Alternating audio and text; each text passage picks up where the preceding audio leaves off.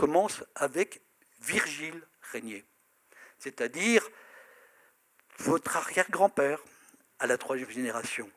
Virgile Régnier, on le voit ici entouré de ses 5 garçons. Virgile, avec ses frères, c'est une famille qui est originaire de Sensé-le-Grand. Ils travaillent chez un marchand de vin, qui s'appelle Girardet d'ailleurs, et ils vont s'installer donc à Pierrefontaine-les-Varans. Et Virgile donc va ouvrir un négoce avec ses frères dans un premier temps, florissant à Pierrefontaine-les-Varans, et il va avoir effectivement 4 garçons et une fille, si je ne m'abuse.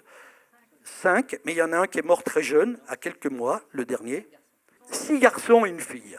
Voilà. Ah oui, on a les 5 garçons là, les 5 garçons, et puis la jeune fille qui va être... c'est la seule qui ne va pas faire d'études, mais elle va à l'époque, les femmes, bon, mais elle va épouser un polytechnicien.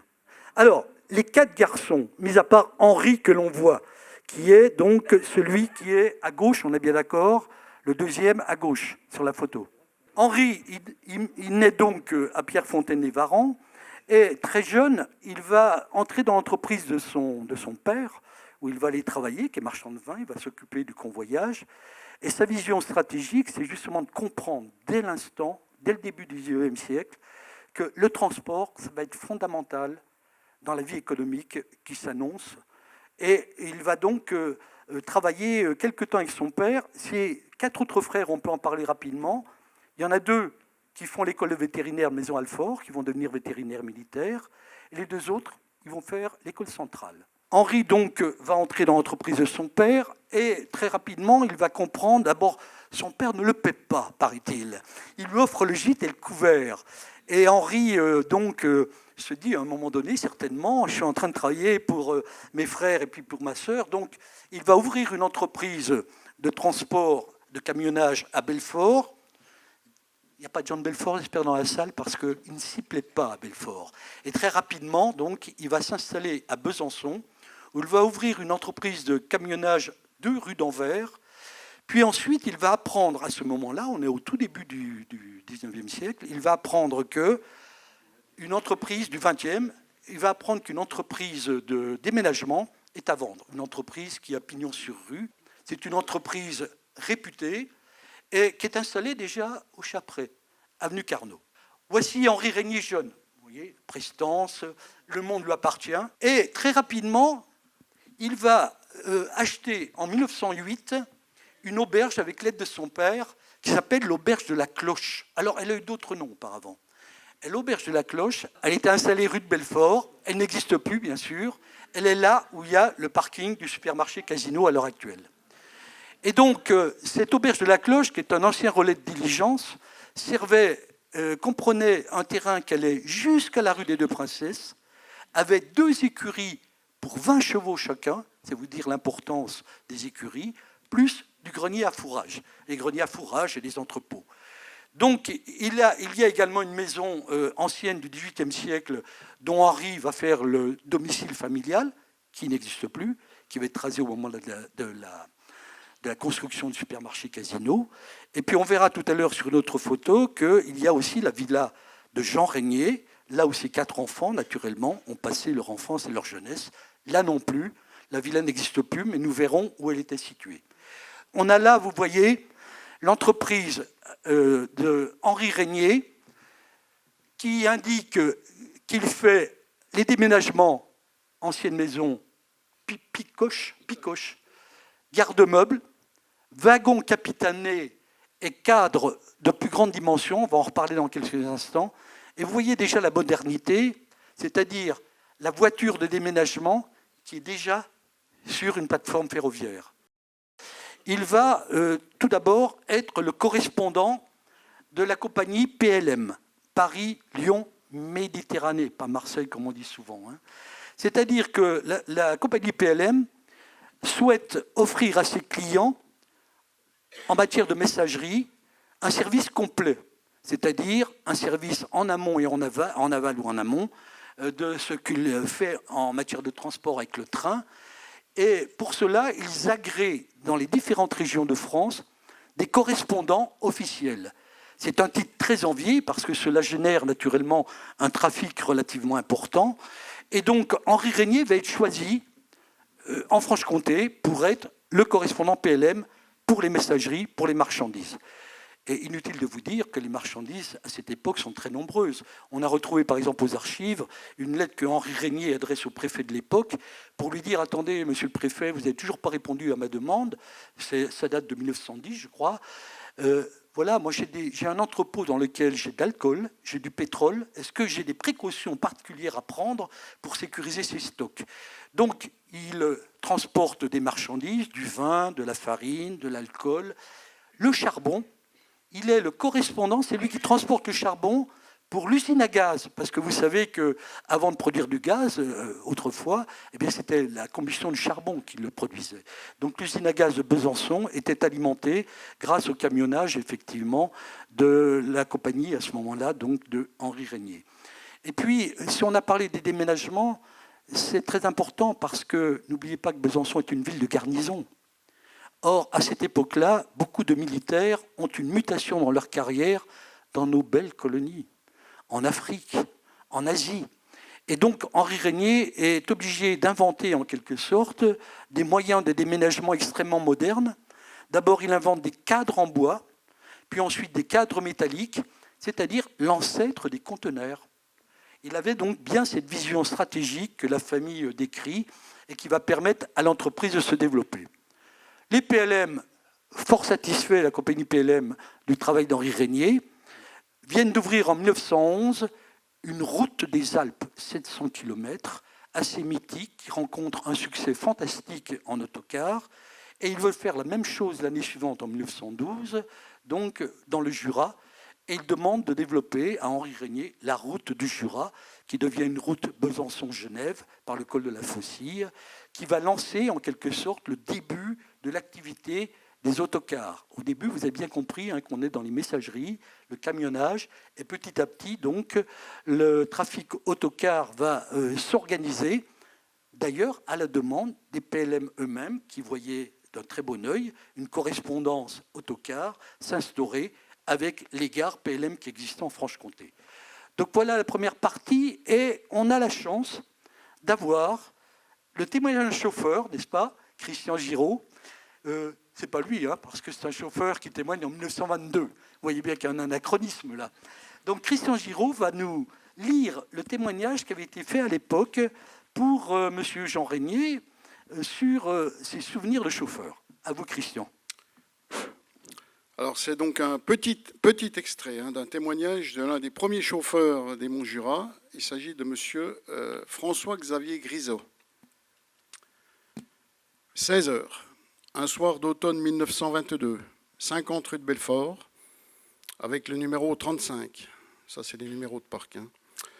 Mon bus sorti de la carrosserie voici quelques jours, tout en hauteur, carrosserie tout en bois, qui gémit constamment. Dans les virages, si peu que la galerie soit chargée, il se coucherait, et il en faut tenir compte. Il passe tout juste sous la porte taillée. J'arrive au lieu de départ, en face de l'hôtel des Postes, 19 rue de la République. Les voyageurs attendent sur le trottoir, le temps de sortir mon échelle, et je monte une collection invraisemblable de colis sur la galerie, 2 petites tonnes, des cajots de légumes et fruits d'Espagne, le courrier, des sacs postaux, des pneus, des caisses de toutes sortes et une dizaine de vélos. Car on descend en ville à vélo, mais pour remonter, c'est plus pénible. Me voilà parti pour Charquemont. Derrière moi, Rapin charge pour Mèche.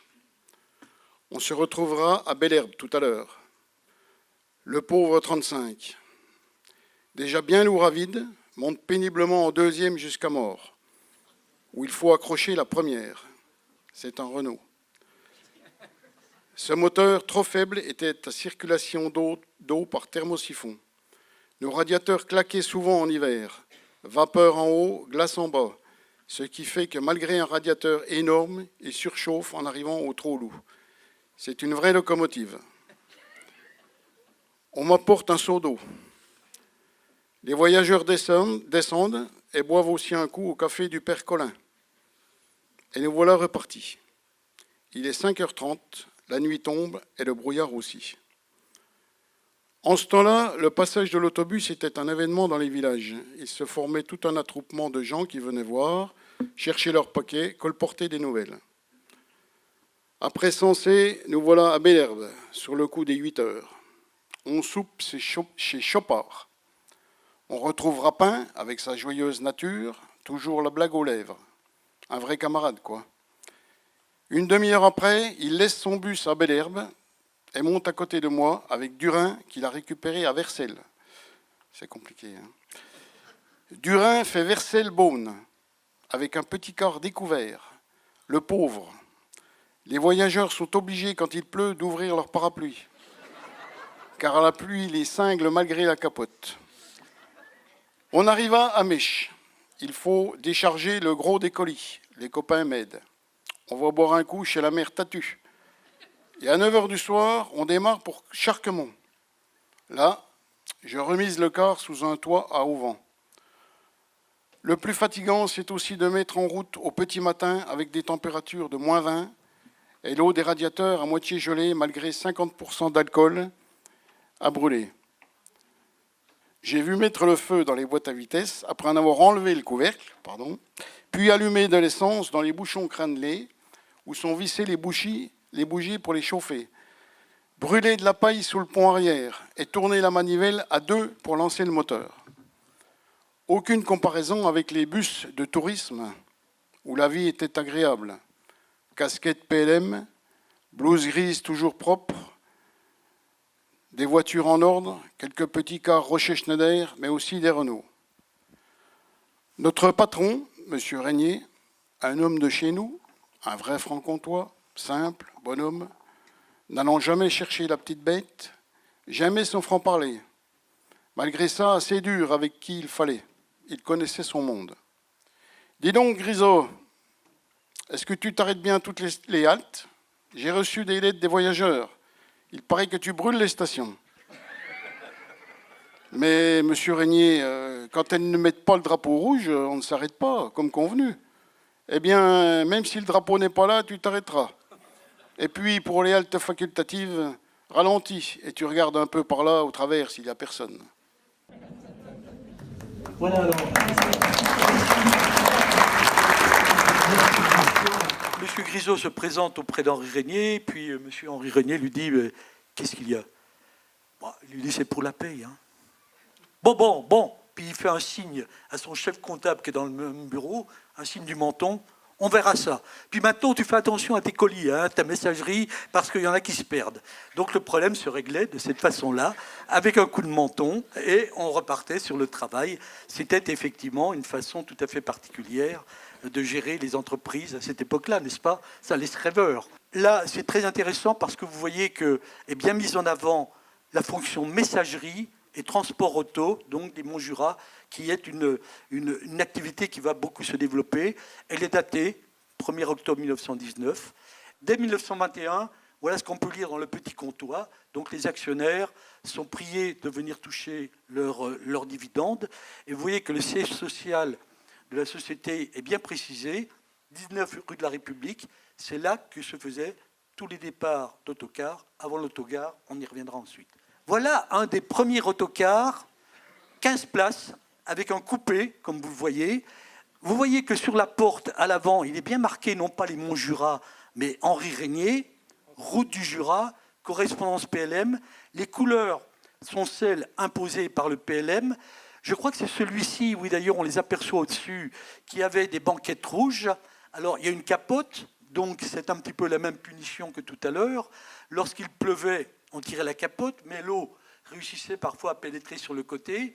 Et il paraît que les banquettes rouges en cuir rouge déteignaient, et les voyageurs, donc, avaient quelques souvenirs de leur voyage. Voici encore une autre, donc, qui vous montre ce fameux développement des Montjura. Alors, il y a deux caractéristiques techniques à noter. Premièrement, les gros phares à acétylène qui sont devant. Et puis derrière, une malle. Vous voyez, on avait quand même progressé parce que, naturellement, regardez combien ils sont. On ne pouvait pas entasser tellement de bagages. Voici encore deux autres spécimens. Donc.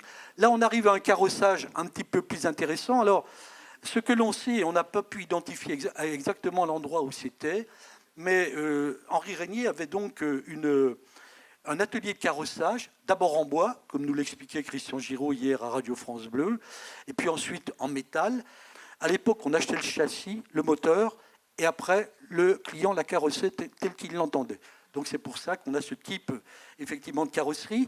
Mais vous voyez qu'il y a aussi une route du littoral, c'est-à-dire que très rapidement, on va demander, toujours les PLM, vont demander au Mont Jura, à Henri Régnier, parce que vous voyez que soudain on est passé messagerie des Monts Jura sur la voiture en bas.